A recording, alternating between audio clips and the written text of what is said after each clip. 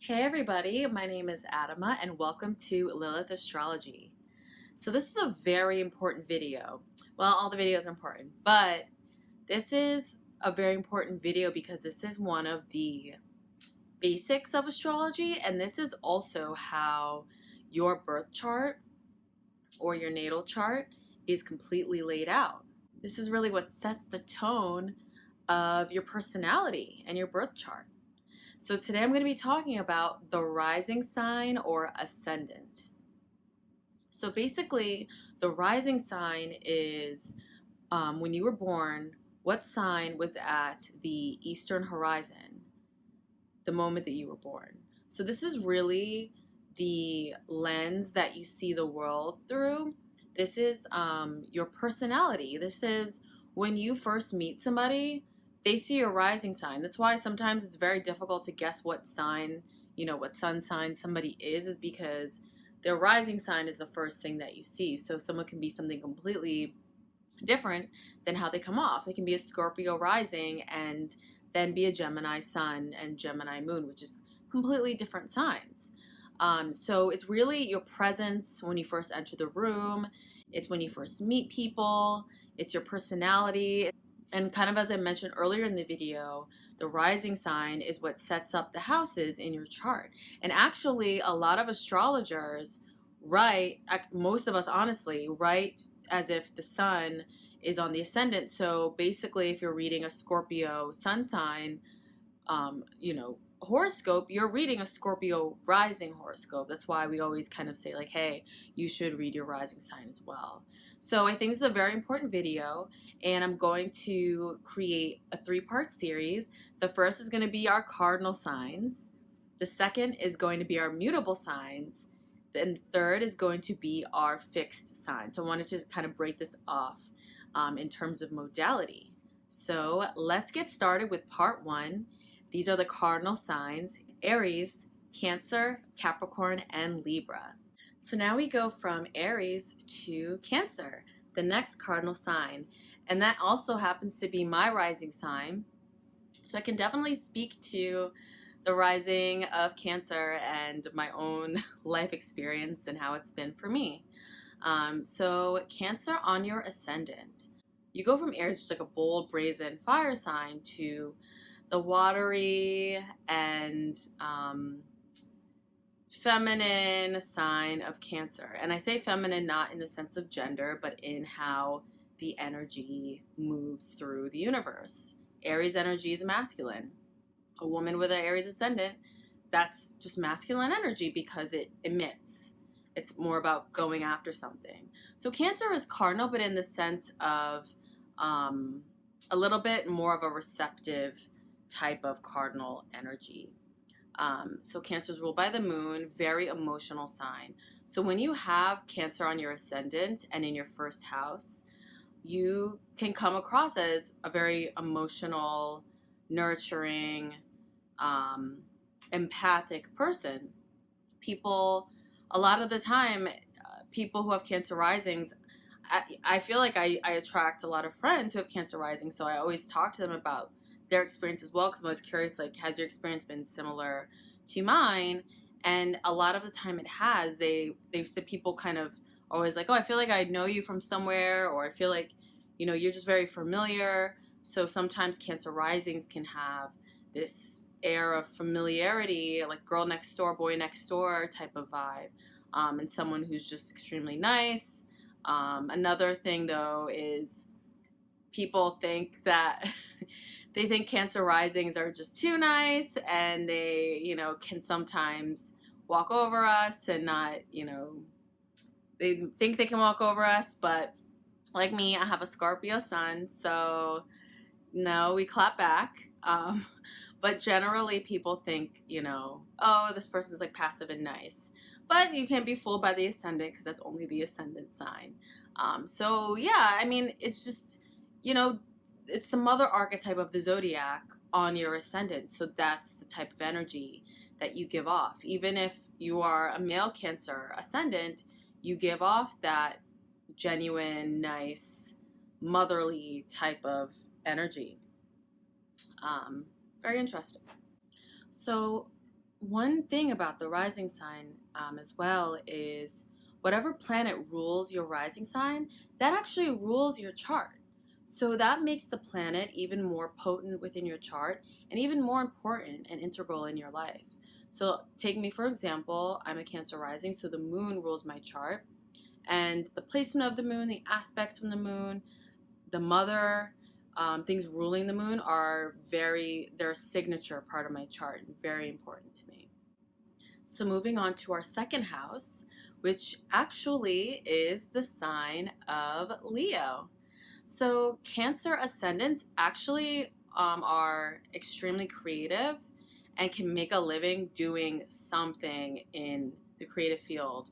A lot of Cancer risings, me included, work in marketing, or they work, they can be actors. Like a couple of famous Cancer risings are Julia Roberts and Angelina Jolie. Just having Leo in the second house, they can create an abundance for themselves by doing something creative. They could be graphic designers, interior designers. They really can have like a sense of what people like because of them having that watery ascendant. They can pick up on the room around them and just kind of know how can I craft this? How can I create something that people are going to like and, buy from me so that I can create abundance and make money? So I think it's very interesting, that placement, having Leo in the second house. So moving on to the Cancer ascendant's third house, these people actually have Virgo. And Mercury rules the sign of Virgo. So Virgo energy is very comfortable in the third house, although this is a Gemini house. These people are very articulate in how they speak. I think this is why Cancer ascendants get the rap for being shy at first, but it's mainly because they are just very wise with how they communicate with people, and having Virgo in the third house gives them some emotional intelligence on when it is the right time to talk or how to speak to certain people. These people also can just be very great at speaking. Once you do finally get them to open up, they also, have a knack for speaking, and they could be great writers as well, having that Virgo energy and Mercurial energy in the third house of communication. Moving on to the fourth house, Cancer ascendants have the sign of Libra. So, it's kind of going on the Cancer energy of being family oriented, and really caring about their family, and Cancer ruling ancestry, the moon ruling family and ancestry. Having Libra in the fourth house, Cancer really wants everything to be balanced at home. They want a beautiful home. Time Cancer ascendants just have like a nice home, warm and comforting. It's kind of like you come home to mom type of vibe.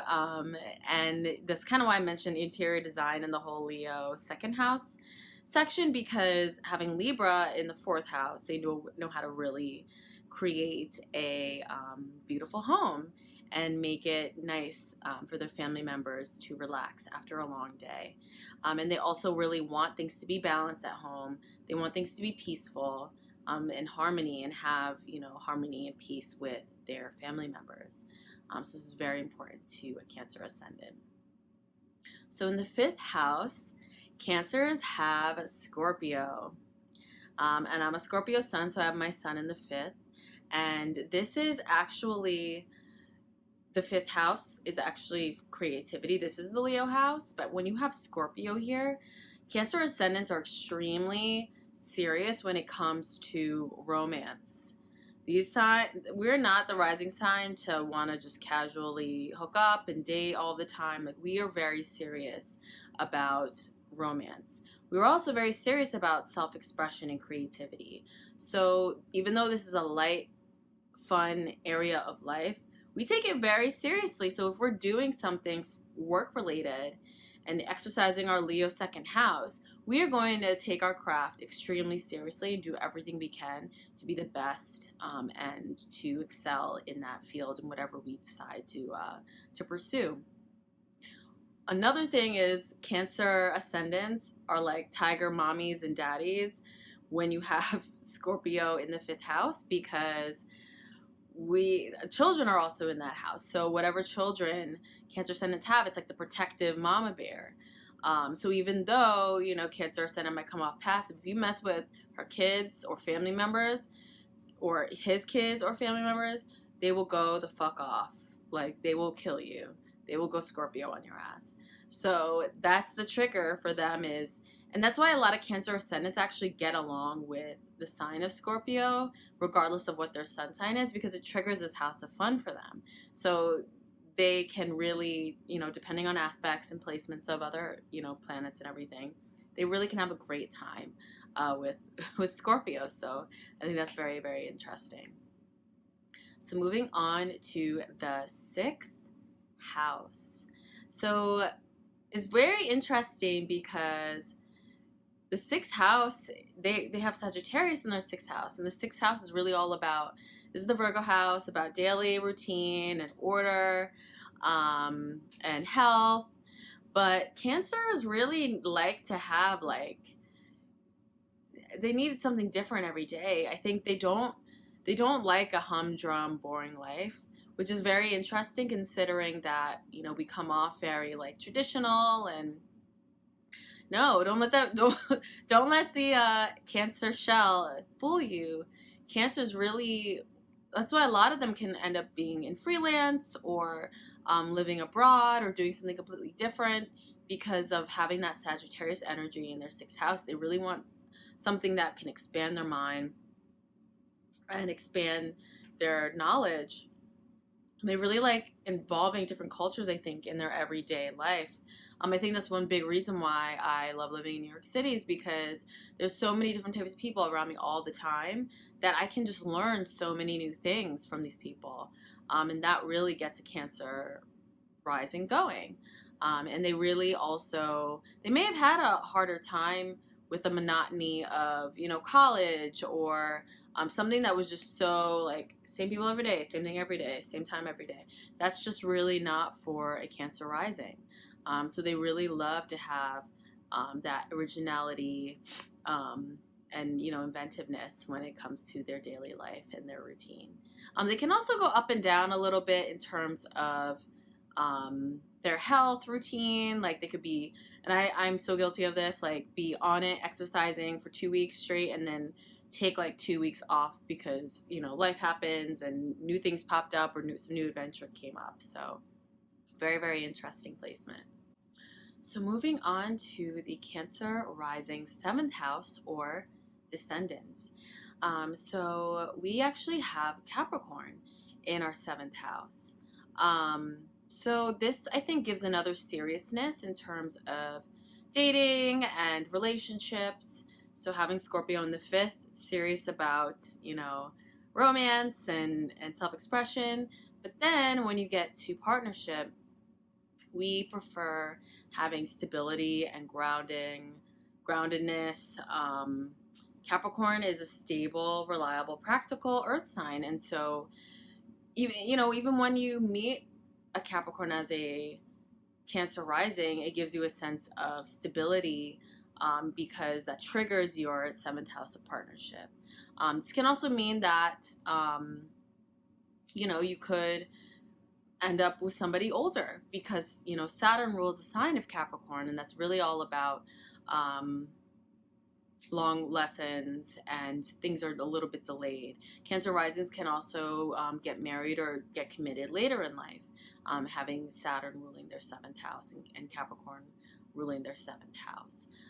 And they also, they can go through some lessons, some serious lessons when it comes to partnerships and what works for them in partnering with anyone in their life. And this can go for work relationships as well. There can be just some lessons in terms of what works for them ultimately. And so moving on to the 8th house. So what's very interesting is that, we have Scorpio in the 5th of dating and, romance. And then we have serious ass Capricorn in the 7th house of marriage and relationships and partnerships. But then when we get to the 8th house of sexuality, we have Aquarius, which wants to flip everything on its head. They don't do things the regular old way. They are very detached and really care more about the collective versus one-on-one partnerships. So actually, Cancer risings can be very different when it comes to sexuality. Saturn is also ruler of Aquarius in addition to Uranus. So this is another Saturnian energy that they have in their 8th house. So they're just not into boring sexuality. And I think they also can have some different ideas and be more open to other types of sexuality. I think another thing is they could not be as reliant on, say, their family money or other people's money. These people are really pretty independent in terms of their finances and creating abundance for themselves. So even though they do want that stable, reliable partner who can take care of them, they also are actually quite capable of taking care of themselves as well. So with Aquarius in the 8th house is just very interesting of a paradox compared to the other serious and traditional signs that we have in the other houses that are love, relationship, sex oriented. So a little bit of paradox there. So moving on to the 9th house. So Cancer ascendants have Pisces in their 9th house. So this can make them quite spiritual people. Pisces is a sign of spirituality and the other realm. So they really could have interest in religious topics, philosophical topics, spiritual topics, anything that can bring them closer to the divine or some higher power. A lot of the time, Cancer risings can be interested in practices like these. You can find a lot of Cancer risings that have become, spiritual practitioners or astrologers, or even, be a part of whatever religious belief that they, whatever they believe in, becoming a spiritual practitioner or religious practitioner in those fields. That could be something that comes naturally to them. So moving on to the 10th house. Cancer ascendants, even though they may seem quiet and shy and, super nice, they have Aries in their 10th house of careers. So in their own way, Cancer ascendants go after what they want in terms of their goals and their career. They really can have drive and really lead a team. You can't forget, Cancer is a cardinal sign. So they really take action and can be leaders. This is kind of going back to the energy of, or I should say the patriarchal belief that women are not leaders, or feminine energy is not leadership energy, because Cancer rising is a feminine ascendant, whether you are a man or a woman. So it's not always associated with leadership qualities, but it truly is a leadership rising sign. It's like a mother leading her cubs, It really is. So having the ascendant or having Aries in the 10th house, and more than likely it's in their midheaven, these people are very, very goal-oriented, and they will go aggressively after what they want in their career. So very, very interesting energy. Moving on to the 11th house. So Cancer ascendants have Taurus in their 11th house. So Cancer ascendants are the types to have, they're not like a Gemini and have like a quadrillion different friends. These people really, when they make friends long term.